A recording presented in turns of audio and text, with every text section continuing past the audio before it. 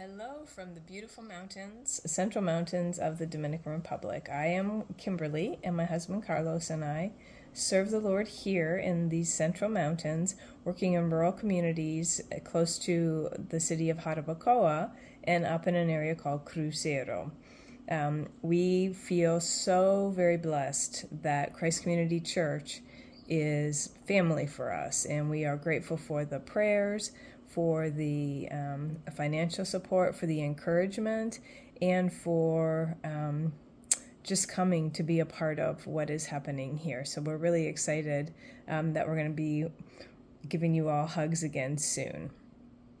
I wanted to share just a little something that the Lord's really been teaching me lately. And so as we begin a new year, I'm hoping this will be something that can help you as well.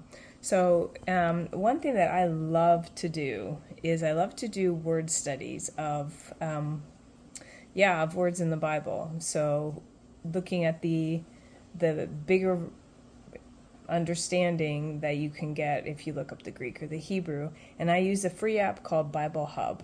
And I just really love digging deeper into certain words. And with the women of the church here, we're reading through the Bible chapter by chapter.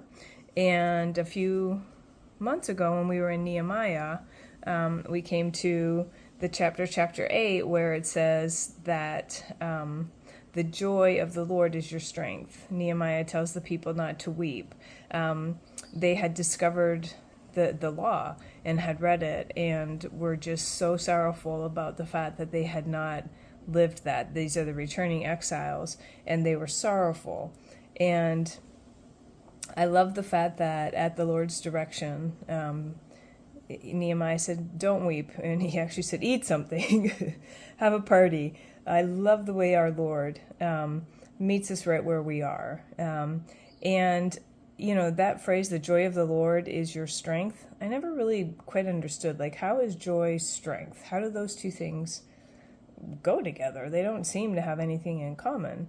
And so that's when I went to Bible Hub and took a look, and what it says there is that word for strength is also security, or the place or the manner of safety for you.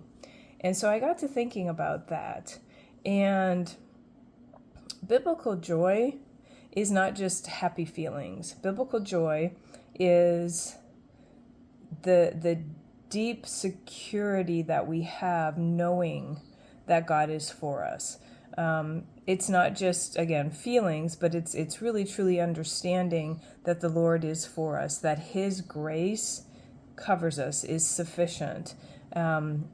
It's the idea of inclining ourselves towards God as His grace inclines towards us, that He is always reaching towards us. And so it's recognizing that.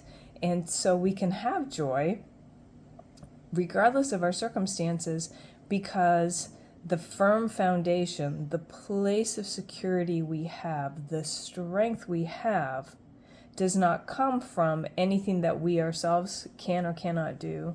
It doesn't come from anything in the world. It comes from God's character, from who He is. And so I love that we can choose joy even when things don't seem joyful, because we're not putting our hope, we're not counting on our own means for security. But our security, our strength is only in Him. And sometimes the world is a little hard. Sometimes things feel really uncertain, insecure, unsafe. And that's just, the world is always going to let us down. We're going to let ourselves down. People are going to let us down. But we have joy. We have that recognition of God always reaching down to us. And that is what gives us security. That is what gives us safety. That is our strength. And so as we think about, we just celebrated Jesus coming into the world, and He is the perfect reflection of who our Lord is. He is our Lord, right? And so as we think about Him coming and the way that He brought the kingdom. He is our security. And so we can be joyful. And so my challenge for myself and for all of us is to choose to live joy-filled lives, not because the world is smooth, not because everything is going our way, but because our strength, our security, our shield, our fortress is the Lord, and He will not fail us. And so as we move into 2024, oh my goodness, I pray that we can keep our eyes fixed on the author and perfecter of our faith, the only source of joy, and that He will be our strength, our shield, our sure thing. Thank you.